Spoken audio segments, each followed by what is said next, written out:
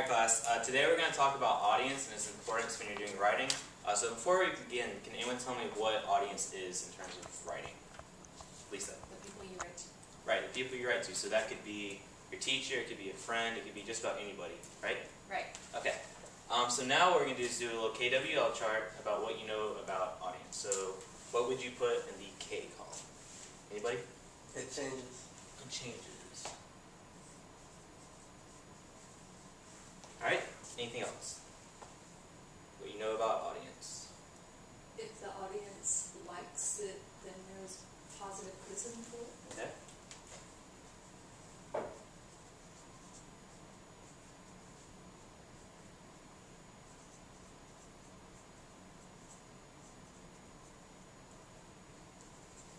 Anything else? Alright, what about what you want to know?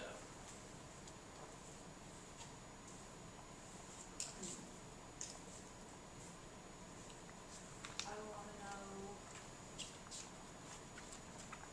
what different kind of audiences there are. Alright. Why audience is important.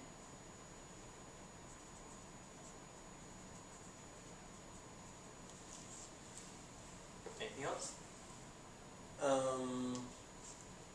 When to use certain words. Okay. What do you mean by like use certain words, like in terms of? Like gonna instead of going to. Okay, so like the way you use like proper writing or informal. Okay. Exactly.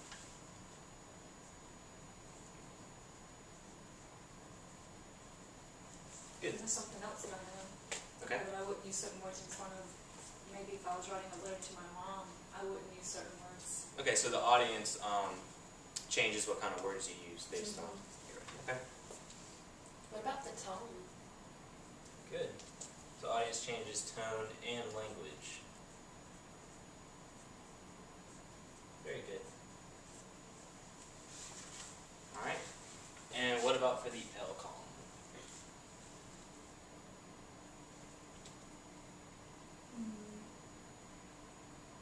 What we learned, what we want to learn, what we, Yes.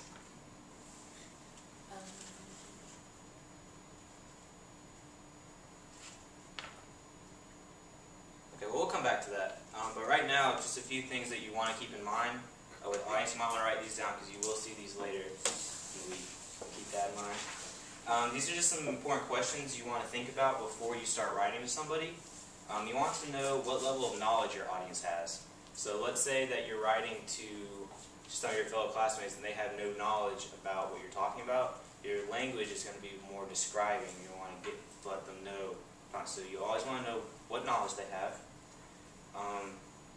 Also, does your audience have the power to make any changes? If you're doing a persuasive writing piece, which we'll be starting later today, you're going to want to know if they can make the changes. So again, if you're writing to students compared to legislators, your writing is going to be very different because students, you're empowering them with knowledge. With legislators, you're trying to get them to make the changes. So the way you're writing is going to completely change in that situation. And also going along with do they have the power to make changes? Do they need to be informed or do they need to be called to action? So that falls in line with the question we just talked about.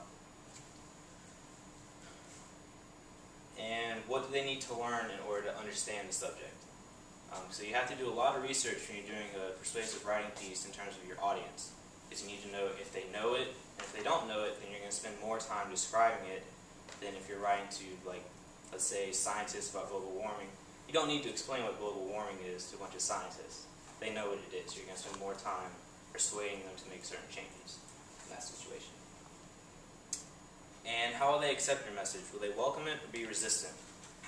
With that one, it's more if you're writing like a letter to legislators, if you know that they're against a certain subject. Like for example, a couple years ago in Teaching Fellows, they decided to change the program or cut the program. And so when they wrote to certain legislators, they knew were against it, so they had to persuade them before. It wouldn't have made sense to write, oh, we know that you like the program, we want to thank you for what you're doing. It's completely different based on who the audience is. Does that make sense to you guys? Mm-hmm. Any questions for those questions? About those questions? Alright, well now I want you guys to practice writing to two separate audiences. So the first, all you have to do is write about a paragraph. Will be about 3 minutes of writing each. On the first one, you're going to be writing a letter to a boy or girl, asking them to the middle school dance this Friday. And then the second one is going to be, you're going to be writing to the principal requesting to meet them after school on Friday. So just spend about 3 minutes on each of those. If you have any questions, just ask me. And so just write a letter, like the first paragraph of a letter. So What was the second one? the second one was to the principal requesting a meeting after school. And if you have any questions, let me know. Yes. In the part where you're like to write down these, because it's important for later when we write our paper. What are you talking about when you say call to action? So like a call to action would be if you were writing to someone requesting that they Do something. do something. Okay. Right. All right. So like that doesn't really fall into for these two, but for instance.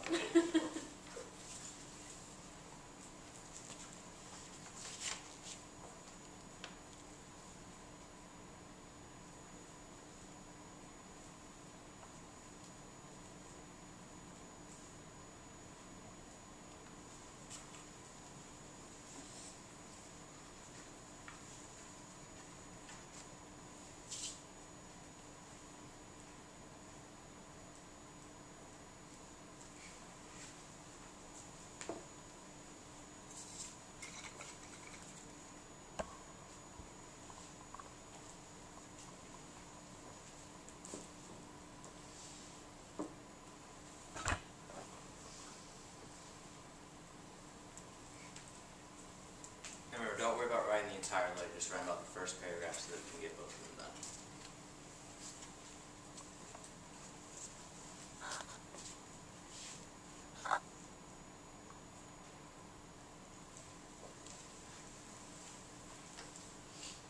When you're done, just go ahead and put your pen down so that you know we're ready to move on.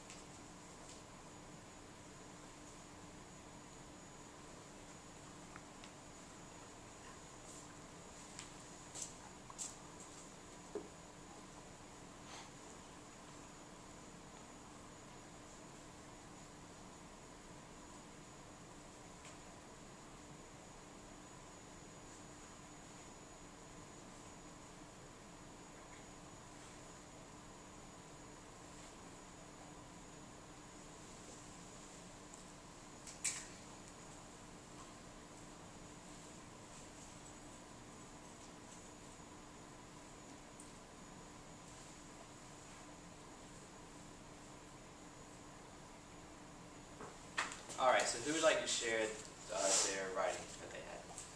Alright, go ahead. Can I share the one about the dance? Yeah, I'll have you go ahead and share both. Oh, both? Okay. Yes. Hey Matt, are you going to the dance this Friday? I think it would be fun if we went together. I'm wearing red if you want to match. Love, Kara. And this is my letter to the principal. Dear Mr. Carpenter, could I stop by your office after school today?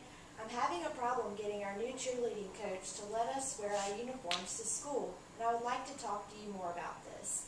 Sincerely, Kara Emily. Alright. So what did you guys notice about the difference between the two writings? The first letter, she was more relaxed in her language. Okay. The purpose was different. She wanted to do something with someone in the first one, the second one, she had a concern. Okay, so how did that change her writing? Well, it seemed like she's talking to the principal, so she was a little bit more formal and saying things like, I'm concerned and can we meet? So she's requesting kind of formally, whereas in the other one it's kind of flirty. Okay. Very good. Sean, did you notice anything different between the two? And that could be from your writing as well, if you saw any differences in what you wrote as well. I don't know, in Kara, she said like, hey Matt, instead of like dear, it was more informal. Right. So like the big thing with this one is you're writing to a friend as opposed to an adult, and so the audience changed how you wrote. You wrote a lot more informal, asking someone to the dance as opposed to requesting a meeting. Yes.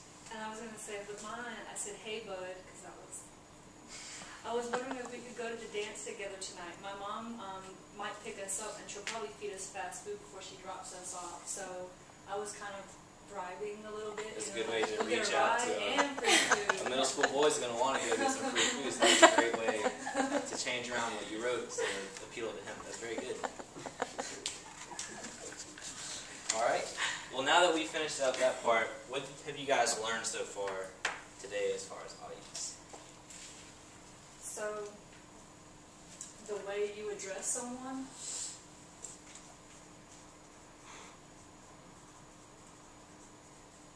maybe the proper salutation.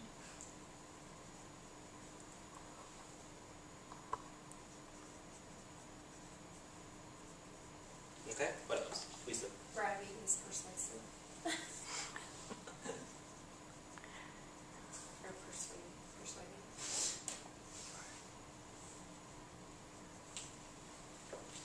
Anything else? Alright, well now we're going to take a little break and move on to our unit on persuasive writing.